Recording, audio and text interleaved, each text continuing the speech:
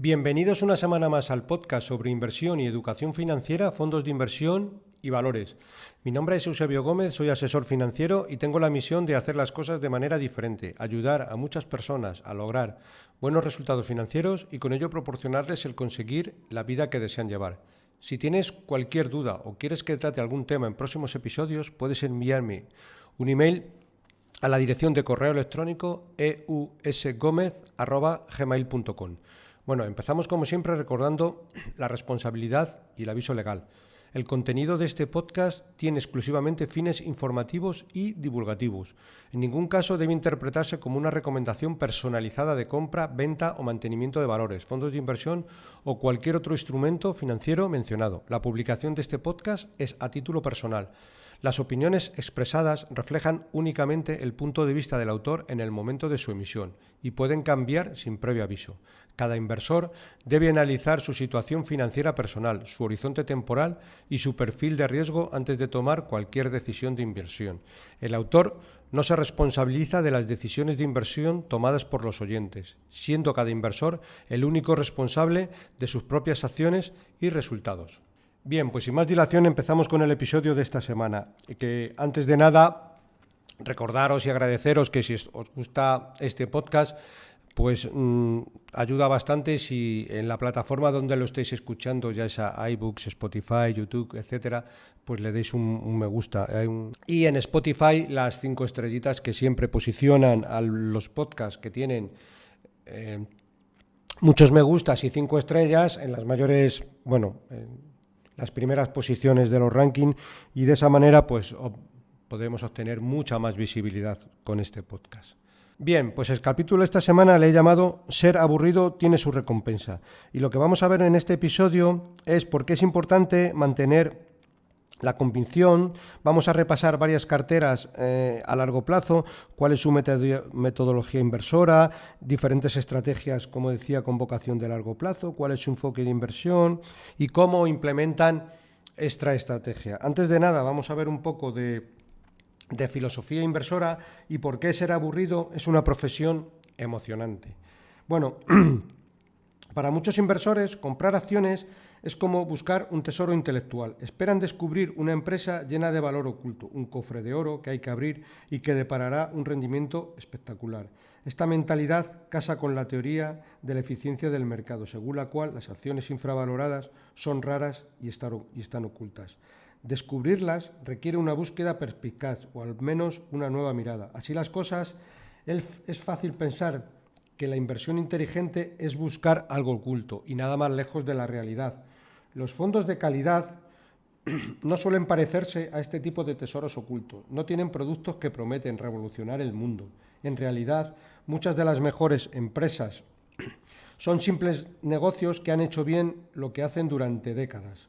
Aún así, muchos inversores modernos comparten la tendencia a buscar lo oculto en lugar de lo obvio, a identificar fondos o acciones emergentes prometedoras o empresas conocidas que de pronto van a dar el gran salto. La buena inversión, pues, consiste a veces en evitar la tentación de buscar inversiones aparentemente emocionantes. Significa aceptar la relativa monotonía de analizar lo que muchas veces está a la vista. Vamos a comparar también el rendimiento largoplacista frente a la tentación cortoplacista. Uno de los mayores desafíos de la inversión es que tenemos que adoptar una visión largoplacista, que se mida en años, no en trimestres y por supuesto ni siquiera en día. Mi experiencia me dice que las mejores inversiones son las que se hacen en fondos de calidad y se mantienen mucho tiempo. Sin embargo, no es fácil adoptar esta mentalidad largoplacista en un negocio y en una cultura de la inversión que está fascinada por los resultados a corto plazo, puesto que medimos los resultados al trimestre o al año. No nos sorprende que gestores e inversores se concentren en objetivos a corto plazo. En el caso de las empresas cotizadas, la bolsa ofrece cálculos constantes que animan a los participantes a tomar decisiones sobre inversión todos los días. Últimamente, muchos usan tecnología velocísimas que le permite comprar y vender en cuestión de minutos o segundos. Bueno, y aquí vamos a recordar la famosa frase que siempre dice Warren Buffett. La bolsa es un mecanismo de trasladar dinero del inversor impaciente al inversor paciente. Los mercados de información y más hoy en día, refuerzan mucho más esta tendencia. En materia de negocios e inversión, la información sobre cotizaciones es incesante. Esta información cambiante nos hace concebir la tentadora esperanza de obtener ganancias mediante la compra y la venta. La volatilidad del mercado refuerza la cultura dominante. Las constantes subidas y bajadas de precios convencen a los especuladores de la oportunidad de comprar barato y vender caro. Y a todo esto contribuyen los analistas pagados por los corredores de bolsa que llaman la atención sobre casos de empresas que crecen rápido o de ganancias espectaculares, historias que rara vez resultan útiles o realmente de valor. Las grandes fluctuaciones de precios a corto plazo llaman la atención y restan capacidad para apreciar los cambios pequeños que pueden llevar a acumulaciones considerables a lo largo de periodos de tiempo más largos. Podemos comparar cualquier año natural que cualquier empresa normal pues puede subir un 50% cuando realmente la valoración del negocio no, incluso las ventas del negocio pues no llevan a tanto. Mientras tanto, pues podemos poner el ejemplo de un aburrido fabricante de cosméticos que sube un 10%. Muchos desearían comprar acciones de la primera y se olvidarían de la segunda, que sin embargo quizás rinde mucho más a largo plazo. El concepto que debemos de tener en cuenta de inversión del rendimiento compuesto es uno de los más importantes y valiosos en el mundo de los negocios y, por supuesto, de las inversiones. Su poder es relativamente invisible en cortos periodos de tiempo, pero enorme en los largos plazos. Luego más adelante veremos un ejemplo de varios fondos que os traigo para que veamos un poco cómo funciona el interés compuesto en un buen fondo a largo plazo. Bien, como decía anteriormente, invertir pues a largo plazo es rentable pero difícil. Los inversores tienen que recordarse constantemente que lo que importa son los periodos de muchos años, no los trimestres, y que en esos plazos largos suele ganar el inversor pausado y paciente, y no el temerario y el apresurado. Seguramente los inversores particulares tienen más fácil luchar contra el cortoplacismo que las instituciones, porque las instituciones tienden a incubar y reforzar la cultura. Los clientes institucionales y sus asesores suelen medir el rendimiento trimestral o anualmente. Los gestores de las inversores institucionales y los analistas que sirven a estos clientes hacen un poco lo mismo. Como las empresas saben que el flujo de inversiones depende de los resultados trimestrales o anuales, los gestores colocarán dinero en inversiones que prometan el mejor rendimiento en esos periodos. Y los analistas buscarán oportunidades de este tipo en lugar de preguntarse qué negocios son más valiosos a largo plazo. Luchar contra el cortoplacismo requiere cultivar la cultura institucional contraria con todas las partes interesadas, y esto supone, en la mayor parte de los casos, educar a los clientes. Vamos a ver también varios ejemplos de que para esto hay que convivir con malos resultados de rendimientos a corto plazo. Aunque una estrategia de inversión funciona con el tiempo, es inevitable que haya periodos de poco rendimiento. Y ahora también, más adelante, veremos varios ejemplos de rendimientos, digamos, poco favorables en el corto plazo, pero extraordinariamente favorables en el largo plazo. ¿De acuerdo? Bueno, y tenemos varios ejemplos anteriores, ¿vale? Pues, por ejemplo, en el 2013, los inversores se peleaban por invertir en fondos que iban a beneficiarse de una recuperación económica en Europa en ese momento. Bueno, el resultado, pues este mal rendimiento a corto plazo es doloroso mientras dura, pero la experiencia nos ha enseñado que debemos de ser fieles a nuestros principios. Abandonar una idea de inversión por querer beneficiarnos de unos datos económicos pasajeros o participar en la moda del mercado rara vez lleva a buenos resultados a largo plazo. Los fondos de calidad no solo compensan periodos de poco rendimiento, sino que tradicionalmente funcionan mucho mejor que el mercado en momentos de crisis económicas. La relativa certidumbre que dan unos márgenes mayores, unos rendimientos más altos, una mayor estabilidad y unos balances más sólidos resulta muy valiosa. La crisis financiera global corroboró el hecho, las cifras de rendimiento se contrajeron en todo el mercado, pero los fondos de calidad rindieron bastante bien. Bueno, terminada la parte de filosofía, vamos a ir un poco a ejemplos concretos de varios fondos de inversión. Vamos a empezar en este caso por la gestora Baillie Gifford y vamos a ver un poco su metodología inversora, sus resultados, etcétera, etcétera, etcétera. Bueno, vamos a empezar diciendo que Baillie Gifford se fundó en 1908, pues nada más y nada menos. y desde esa fecha ha permanecido independiente, legando la compañía de una generación de socios a la siguiente, a través de lo que se llama un partnership. Actualmente son 51 partners de sexta generación, es decir, y los socios, o en este caso los gestores, son los socios de la compañía. Su crecimiento ha sido 100% orgánico, no habiendo realizado en más de 100 años ninguna operación de compra de otras gestoras. Sus equipos de inversiones lo componen en el momento actual 175 gestores y analistas y están basados en Edimburgo, desde donde ven con perspectiva el mercado, obviando el ruido de los grandes centros financieros. Es decir, no están un poco en la vorágine del día a día. ¿De acuerdo? Bueno, Baillie Gifford es un inversor reconocido por permanencia a largo plazo en las empresas. Tenemos que ver que tienen muy baja rotación de carteras, entre el 5 y el 20% anual históricamente, y permanencia media de las compañías en cartera superior a 7 años. Como vemos, pues nosotros deberíamos de estar en la misma onda si invertimos en un fondo de estas características. Bueno, ¿qué buscan ellos? Pues buscan compañías con las bases correctas para crecer a largo plazo y una fuerte cultura corporativa que fomente un tratamiento positivo de todos los implicados en la compañía, clientes, proveedores, empleados, accionistas, etc. La remuneración variable de los gestores está completamente alineada y depende únicamente de sus resultados a largo plazo, es decir, a 5 años. Y esto para que nos hagamos una idea, ¿vale? Bueno, como decía anteriormente, Baillie Gifford es un inversor extraordinario y básicamente está centrado en lo que es renta variable. Lleva más de 100 años invirtiendo tanto en Europa como en Estados Unidos y lleva más de 30 ya invirtiendo en Asia. Importante también tener en cuenta, la mayoría de los clientes de Baillie Gifford son grandes clientes institucionales, entre los que destacan fondos de pensiones de los más grandes del mundo, entre los que se encuentran el Fondo Soberano de Noruega. Están invertidos en alguna de las estrategias de Baillie Gifford.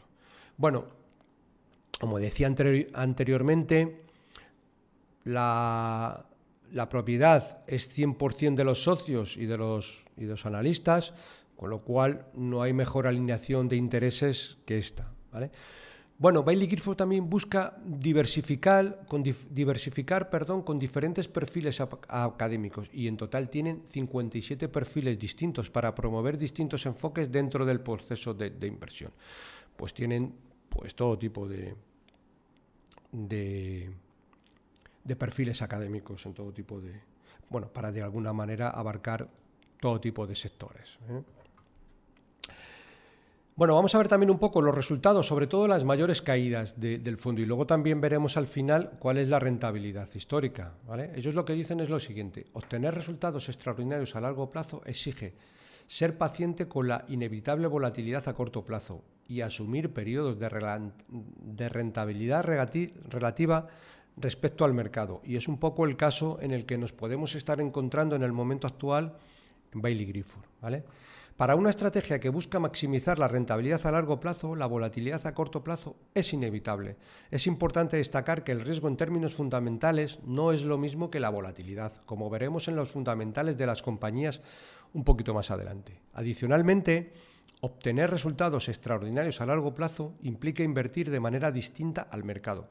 Y a corto plazo eso va a implicar inevitablemente que hay periodos de rentabilidad relativa negativa respecto al índice. Y vamos a ver las mayores caídas de Baillie Gifford desde el año 2004. Vemos que, por ejemplo, desde octubre del 2007 hasta febrero del 2009 hubo una caída del 55%. En octubre del 2021 hasta septiembre del 2022, caídas del 53%. En abril del 2011 hasta septiembre del 2011, caída del 21%. Agosto del 2018 a diciembre del 2018, caídas del 18%. Noviembre del 2015, febrero del 2016, caídas del 15%. Bueno, también podemos ver que en el año 2022 el fondo cayó un 43%. No obstante, estas caídas o digamos que esta volatilidad podríamos podría de alguna manera echarnos para atrás, pero vemos lo siguiente, desde el año 2005 hasta la actualidad, el valor liquidativo del fondo, aun con estas caídas, se ha multiplicado por 27 en 20 años. Obviamente, después de esas caídas también le vienen periodos de subidas muy relevantes, porque, por ejemplo, en el año 2009 el fondo subió un 47, 2010 un 24, 2011 cayó un 5,80, 2012 subió un 20, 2013 un 26, 2014 subió un 20, 2015 subió un 26,40. En el año 2020 el fondo subió un 82,03, que yo creo que es el mejor periodo.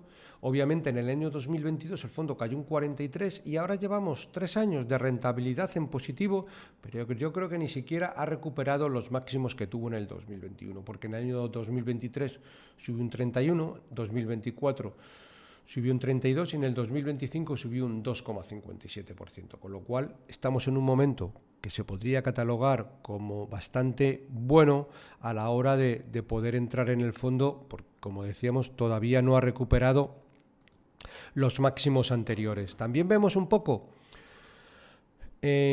cuáles han sido los mayores contribuidores del fondo desde el año 2024 y las caídas experimentadas. Es decir, Tesla ha tenido una caída en algún momento dado cayó un 67%, pero el retorno total ha sido del 120, es decir, se ha multiplicado por 127 veces.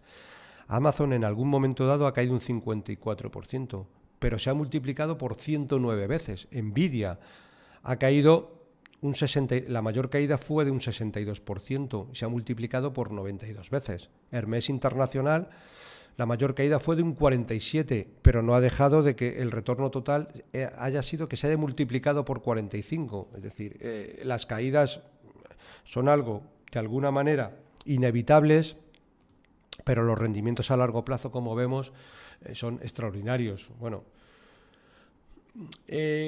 ¿y qué hace que a largo plazo un fondo suba? Pues a largo plazo el crecimiento de los ingresos de las empresas es el mejor indicador de crecimiento de beneficios y, por tanto, el comportamiento a largo plazo tanto de una compañía en bolsa como de un fondo de inversión, ¿vale?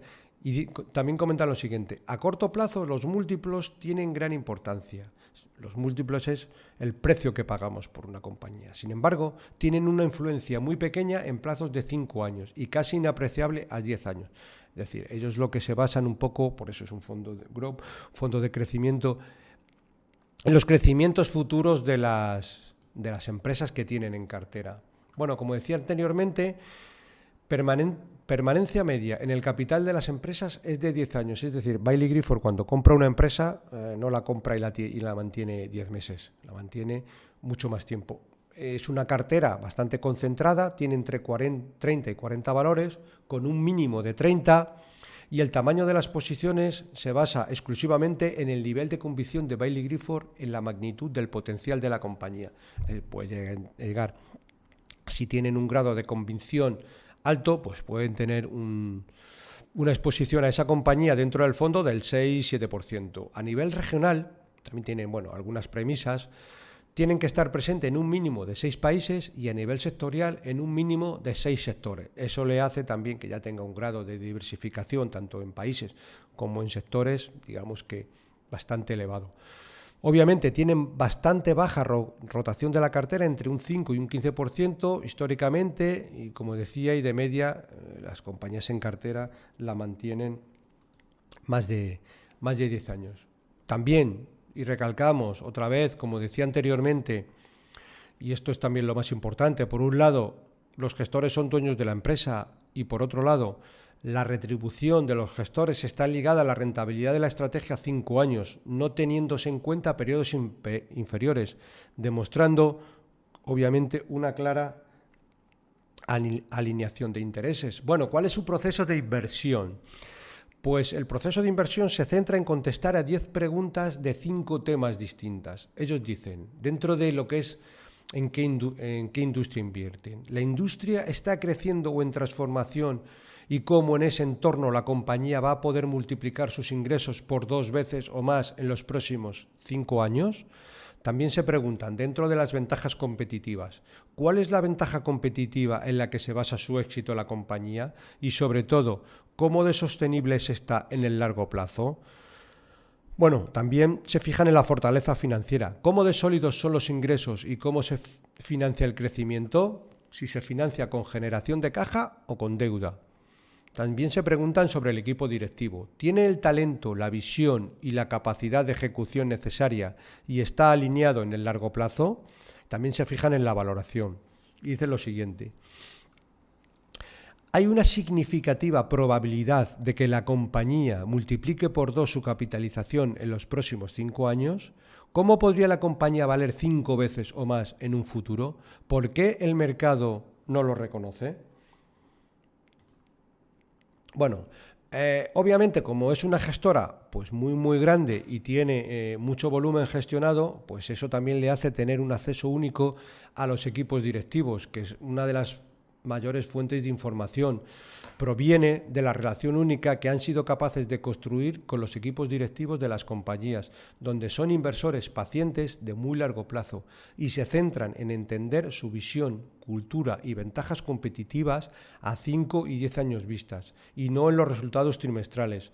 Bueno, ¿y Baillie Gifford de dónde saca sus fuentes de información? Pues prácticamente son de fuentes únicas, ya que no utiliza la información de analistas externos, de bancos de inversión, por un poco cortoplacista que tienen su información, y como inversor a largo plazo buscan fuentes de información únicas para formarse la visión de lo que será una compañía o industria en los próximos 5 a 15 años. Para ello utiliza sus enormes recursos en financiar estudios en multitud de materias: secuenciación de ADN, Alzheimer, nuevas tecnologías agrícolas, impresión 3D, etc., en más de 20 universidades y centros de investigación punteros en el mundo.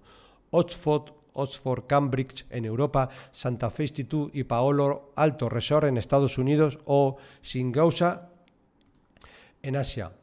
Y vemos un poco, Baillie Gifford hace un gráfico extraordinariamente ilustrativo, que aquí no lo podemos ver, pero vamos a ver un poco.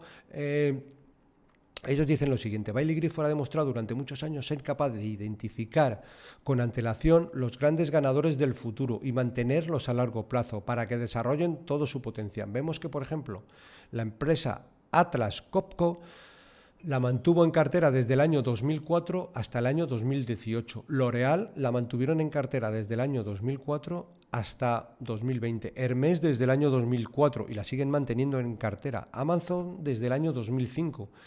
Tencent desde el año 2010, Baidu desde el año 2010, en este caso hasta el año 2019, Inditex, la empresa española, desde el año 2011 hasta 2020, Tesla desde el año 2014 y la siguen manteniendo en cartera, y así muchos más ejemplos. Vamos a ver también un poquito más en detalle lo que comentan ellos cuando el fondo ha tenido, periodos de baja rentabilidad, sobre todo comparado con el índice. Dicen lo siguiente: desde el año 2004 la estrategia solo ha tenido 17 de los 216 periodos de performance relativo negativo respecto al índice, es decir, menos del 8%.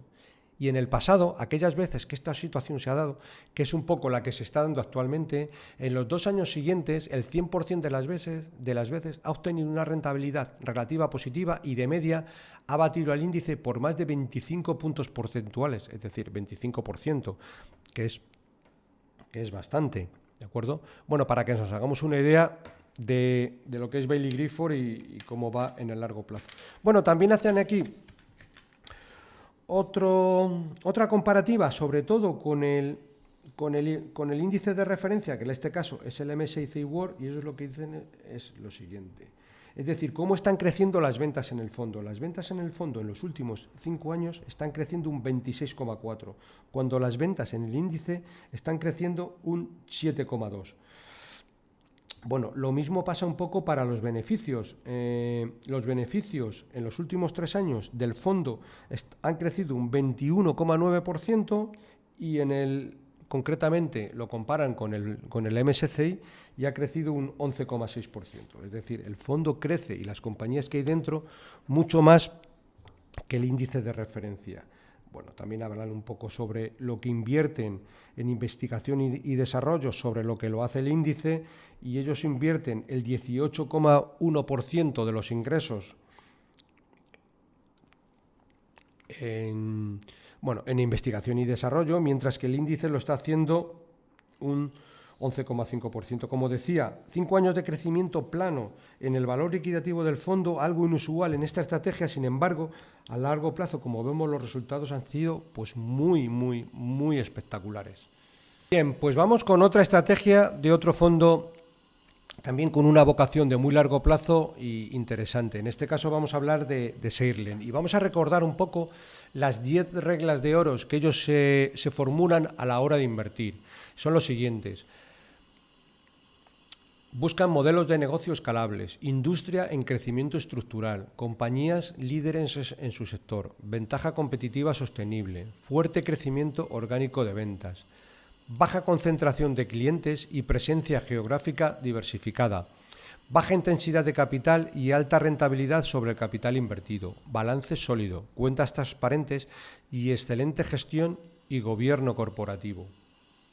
Bien, y en el caso de Shearlen vamos a fijarnos ahora en qué buscan ellos dentro de una empresa a la hora de invertir. Y vamos a poner el caso de Lindt, que es la marca de chocolates, vamos a llamarle chocolates premium. Y ellos comentan lo siguiente, en un informe reciente donde hablan un poco, obviamente de su filosofía inversora, qué buscan en una empresa, y hablan un poco de Lindt, que es lo que vamos a desarrollar ahora. Ellos comentan lo siguiente. Lindt no es solo otra marca de chocolate, es una empresa que ha pasado casi 2 siglos perfeccionando la alquimia de convertir el cacao, un producto agrícola volátil, en una indulgencia premium y un negocio sostenible. Aunque la innovación del conchado de Rodolphe Lindt en el siglo XIX le estableció el punto de referencia para la calidad, la verdadera diferenciación de la compañía hoy va más allá del sabor. Se basa en un modelo de negocio verticalmente integrado y escalable a nivel global, que fusiona la precisión industrial con el atractivo emocional de una marca de lujo. Lejos de sucumbir a la presión del aumento vertiginoso de los precios del cacao, Lindt ha consolidado su posición, demostrando que su ventaja competitiva es más profunda y duradera de los que muchos asumían. Y es por eso por lo que Shearlen invierte en Lindt. Para apreciar el desempeño de Lindt, primero hay que entender la magnitud de los obstáculos recientes. Durante los últimos 2 años, los precios del grano de cacao se dispararon, alcanzando un máximo histórico en abril de 2024, con un aumento de más del 390% desde el inicio de 2023 y superando en más del doble el récord establecido hace casi más de 50 años. Dicen, este aumento fue impulsado por una tormenta perfecta de mal tiempo y brotes de enfermedades en África Occidental, que representa aproximadamente el 70% de la producción mundial de cacao. Específicamente, Costa de Marfil, donde está el 36%, Ghana el 10%, representan casi la mitad del suministro mundial. Para Lindt, los costes de materiales representan 1/3 de las ventas, para que lo pongamos un poco en contexto, es decir, un tercio del precio que ellos venden, pues se les cuesta la materia prima, con lo cual tienen un margen alto, divididos aproximadamente en 1/3 para el cacao, 1/3 para otras materias primas y 1/3 para el embalaje.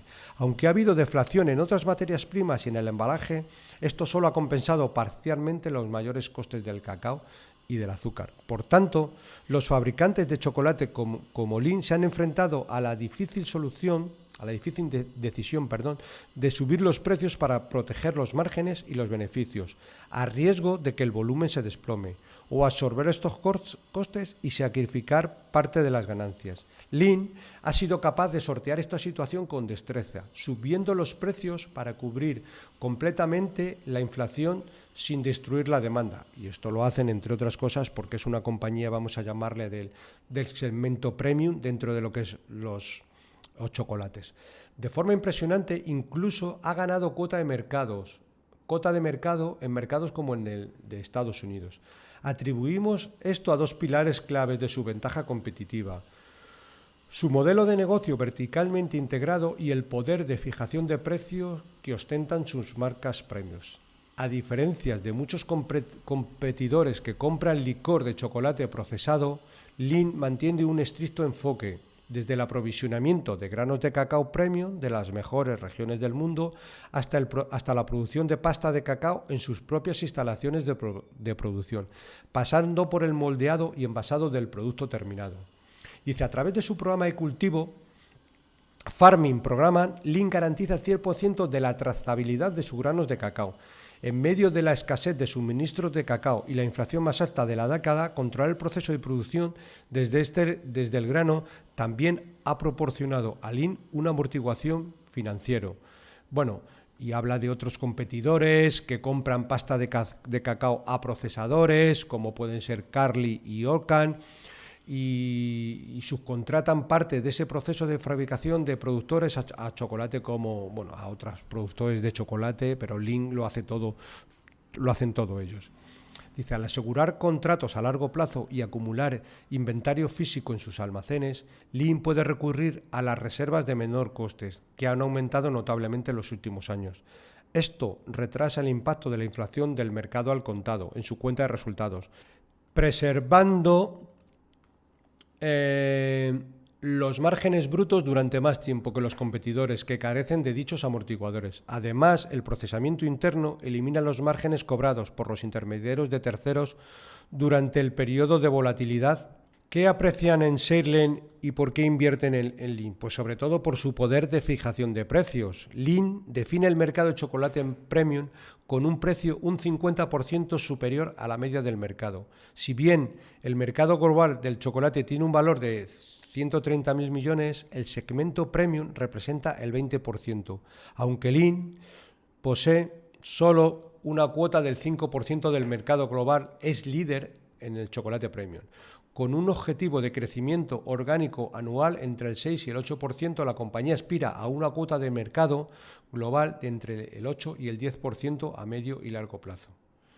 Bueno, aunque el coste de cacao se triplicó, Lindt ha sido capaz de crecer justo por encima del 30% en forma orgánica. Desde 2023, gracias a la aplicación de aumentos de precios acumulados del más del 35%, pues ha sido capaz de aumentar cuota de mercado, incluso con esta subida de precios. En un sector poco diferenciado, digamos, podríamos catalogarlo como un sector commodity, tales subidas de precios normalmente provocarían una fuerte caída en el volumen, ya que los consumidores cambiarían a alternativas más baratas. Sin embargo, los volúmenes de Lindt se han mantenido estables, mostrando solo una elasticidad menor en el primer semestre del 2025, cuando cayeron poco menos del 5%, lo que demuestra sus credenciales de lujo. También comentan lo siguiente: las compañías que operan en el segmento premium se han visto forzadas a tomar otras medidas. Otras han reducido la cantidad de chocolate que utilizan en sus productos o han reemplazado la manteca de cacao con equivalentes más baratos, como el aceite de palma. Sin embargo, ni siquiera estas medidas han sido suficientes para proteger los beneficios. Digamos que estamos hablando ahora ya de las compañías competidoras. Los competidores del mercado en masa como Mondelez, conocido como marcas como Cadbury, Milka y Toblerone y Hershey, prevén que sus beneficios por acción ajustados para todo el año 2025 disminuyan aproximadamente un 15%, entre un 15 y un 36% respectivamente. Por el contrario, se espera que el beneficio por acción de Lindt crezca más de un 8% este año. Y siguen comentando, la residencia de Lindt se debe a la psicología del lujo asequible, mientras que un aumento de precios del 30% en un coche o en una casa de alguna manera es prohibitivo, un aumento porcentual similar en una barra de chocolate premium que pasa de 3 euros a 4 euros sigue estando al alcance de la mayoría de los consumidores. En tiempos económicos difíciles, los consumidores pueden renunciar a vacaciones caras o a salir a cenar, pero aún así se darán el gusto con una trufa de chocolate. Lindt ocupa este punto dulce, lo suficientemente caro para señal de calidad, pero lo suficientemente accesible para ser una indulgencia regular. Además de este consumo diario, alrededor de la mitad de las ventas de Lean se centran en ocasiones estacionales y regalos, con un 20-25% de las ventas ocurriendo en el periodo navideño. El embalaje de lujo y el sabor indulgente de Lean lo convierten en un regalo asequible, pero decadente en esta época del año. Y eso es un poco la estrategia que se basa Seilen cuando invierten en Lean, ¿vale? Como inversores Quality Growth buscamos empresas que puedan aumentar sus beneficios de forma sostenible, independientemente del ciclo económico. Nuestra inversión en Lean no es una apuesta por el precio del grano del cacao, sino una inversión en un negocio que ha demostrado que puede transformar una commodity con un precio volátil en rentabilidades consistentes y de alta calidad. La firme búsqueda de la calidad por encima de la cantidad por parte de Lean ofrece resiliencia frente a la inflación y un alto grado de predictibilidad, lo que refuerza nuestra convicción de que sigue siendo un gran ejemplo de empresa de calidad. Los inversores Quality Growth se centran en los negocios en los que invierten y en la expectativa de que estos negocios crecerán a perpetuidad, sabiendo que a largo plazo son los beneficios los que impulsan el precio de las acciones. Bueno, y ahora por último vamos con el último fondo / estrategia que os he traído, que en este caso estamos hablando del fondo Shifter Global. También un poco lo mismo. Están atravesando los tres fondos que traemos, digamos, una rentabilidad comparada con el índice menor del mercado, y esto debería de convertirse en los próximos años en una rentabilidad superior al mercado. Bueno, en este caso vamos a hablar de la gestora Shifter. Es una gestora de inversión nórdica que se centra única y exclusivamente en renta variable, y de hecho solo tienen una sola estrategia, un solo proceso, con lo cual están 100% enfocados. Tienen una trayectoria de más de 21 años, probada, exitosa, un equipo de gestión muy amplio. Bueno, y los rendimientos históricos han sido pues bastante interesantes. Obviamente, a largo plazo, mucho mayores que el índice de referencia, y vemos que, por ejemplo, en los últimos 10 años ha tenido una rentabilidad promedio del 12,7%. Bueno, si vamos a más métricas, una caída máxima que ha tenido el fondo en toda esta historia del 31,9% y una volatilidad, bueno, más o menos en torno al mercado, que es un 15,9%. Bien, ellos lo que hacen un poco, empiezan no por un proceso de, oye, ¿dónde invertimos?, sino al revés, un proceso de eliminación. Es decir, ellos lo que hacen es,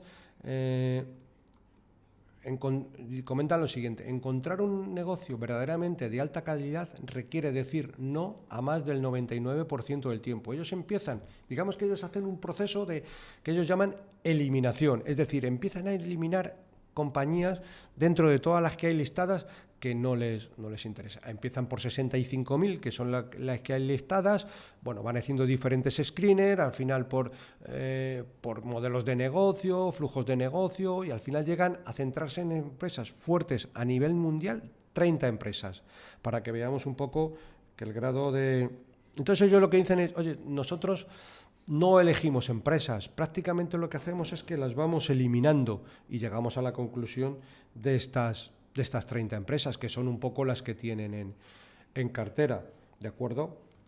Bueno, algunos ejemplos de inversión, pues por ejemplo, vemos que tienen dentro del fondo la empresa Costco, y es una empresa que, para que nos hagamos una idea, Costco lo que hace es que, bueno, pues tiene una membresía que para entrar a comprar en Costco, pues tienes que pagar una cuota anual. Bueno, pues esa cuota anual, la tasa de renovación es del 93%, es decir, el 93% de los clientes que pagan la tasa anual por ser clientes de Costco, la renuevan todos los años, con lo cual ahí ya tienen una predictibilidad bastante alta en cuanto a los ingresos. Y luego Costco es una empresa que, como norma general, suele crecer un 8,8% las ventas, pero es que la membresía sigue creciendo un 7,2% todos los años. Y claro, tú creces un 7,2% sobre una base muy amplia, y el 93% de los clientes nuevos se quedan en cartera, con lo cual luego esto hace que las rentabilidades a largo plazo sean extraordinarias. Bueno, siguen comentando más ejemplos. En este caso hablan de la empresa Taiwán Semiconductores, y lo que dicen, pues el crecimiento de las ventas en Taiwán Semiconductores es de un 16% y tienen un margen operativo del 42%. Eso hace también que este tipo de empresas a largo plazo los resultados sean muy muy buenos y lo reflejen obviamente en el fondo. Bueno, lo de siempre, hacen una comparativa también un poco con el SP500 y bueno, pues lo que vienen a decir es que el fondo tiene un EBITDA, un ratio de deuda EBITDA muy inferior a lo que lo tiene el SP500. ¿Quién invierte en este tipo de estrategias? Pues en este tipo de estrategias y de fondos no solo invierten inversores particulares, que muchas veces es los que menos invierten.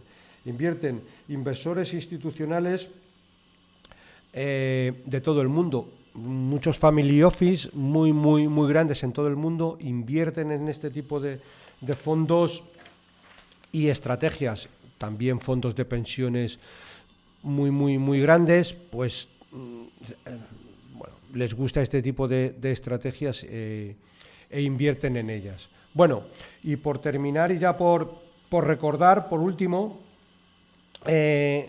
pues hay que hacer una mención que en inversiones, con tener un coeficiente intelectual medio, pues ya nos vale, porque lo verdaderamente importante es tener un comportamiento racional y no dejarnos llevar ni por modas ni por cantos de sirena, intentando buscar rentabilidades de corto plazo, etcétera, etcétera, etcétera. Bueno, pues sin esto y sin más dilación, acabamos el episodio. Si te ha gustado el episodio, te agradecería muchísimo que le des un me gusta en la plataforma donde lo estés escuchando. Esto ayuda a que este contenido divulgativo llegue a muchas más personas interesadas en aprender a invertir. Si tienes cualquier duda o quieres que trate algún tema en próximos episodios, puedes enviarme un email a la dirección de correo electrónico eusgomez@gmail.com. Un cordial saludo, paciencia y buenas inversiones.